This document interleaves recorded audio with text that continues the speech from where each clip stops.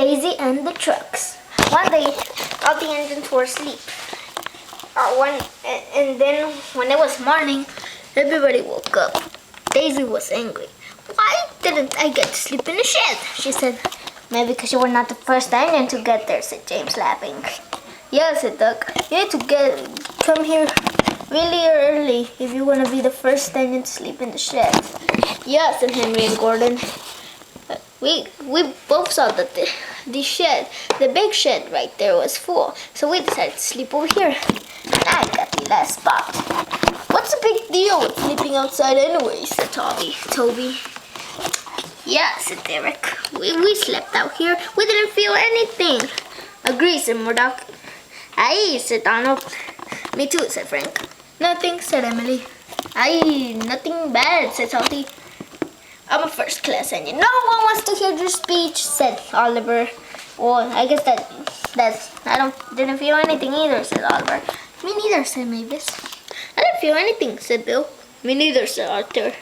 See, said Percy. Nothing is bad about sleeping outside. Well, for me it is. And Spencer too. No one wants to hear your speech, said every single engine. Spencer remained silent. And Daisy said, well, why am I supposed to sleep up here?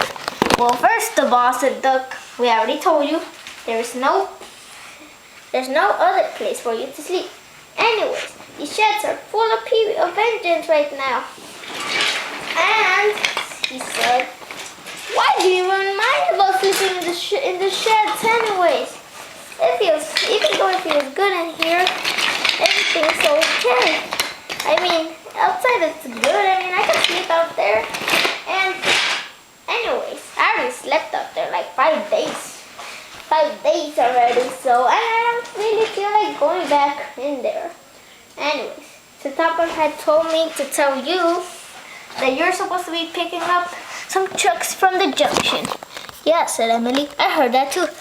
Bah, said Daisy as she left. Unfortunately, the trucks that heard everything about Daisy wanted to be in the shed. Thomas got out of the shed early. He was gonna pull some trucks in his branch line.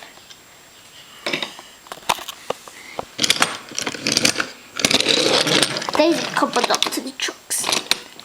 Okay, the trucks, she said. This is my first time putting some trucks like you. And please be nice. We will, said Scruffy. We'll give you a shed. But he said it to himself. He told the plan to everybody. A plan for the shed, said the empty red truck that the last time he had said the plan about Thomas and Percy, he was squished, but he unfortunately came back. What? Said Daisy. Nothing, said the trucks. We're being nice. A plan for the shed, he said. Something about a plan, she said. She didn't know anything about trucks, so she didn't notice. Shut up, said Scruffy. So he did. Okay, count of 3, he said. 1, 2, 3. They pushed Daisy to the siding that was over a hill. Daisy, the engines were talking. Daisy came racing down. Help, she said. She raced in and crashed into the back of the shed that Thomas was in.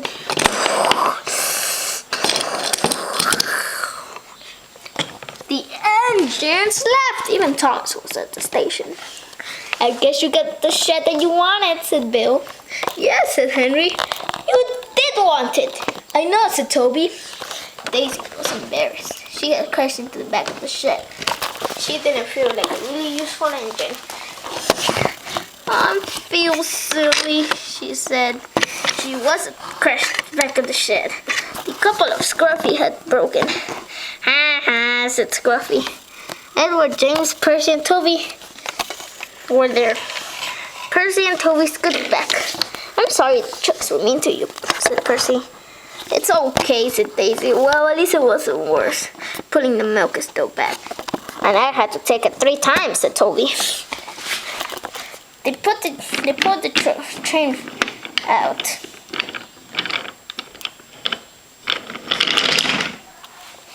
And Daisy came out of the shed. Thomas said she could be in the shed for this time. Thank you, said Emily. Finally, she'll get to be quiet and not bother us again. Agree, said Frank. It's really annoying when Diesels act like this.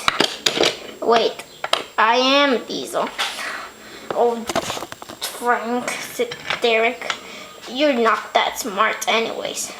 Oh, be quiet, said Frank.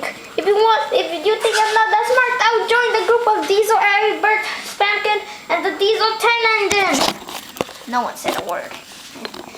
Daisy was happy, but at night she had to go back out.